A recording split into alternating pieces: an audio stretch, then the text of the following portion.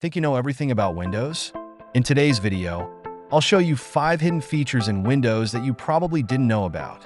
Good mode. First, there's good mode, which gives you access to all system sitting in on flash. To enable it, just create a folder and name it.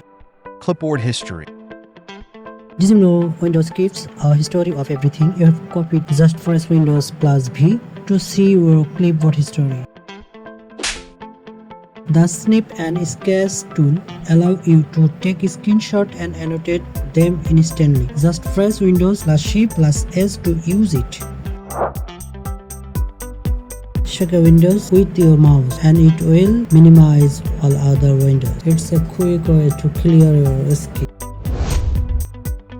Need more space to organize your work? Use virtual desktop. Press Windows plus Tab to create and switch between multiple desktops. Try out this hidden feature and tell me which one was your favorite. Don't forget to like and subscribe for more hidden Windows tricks. Thanks all.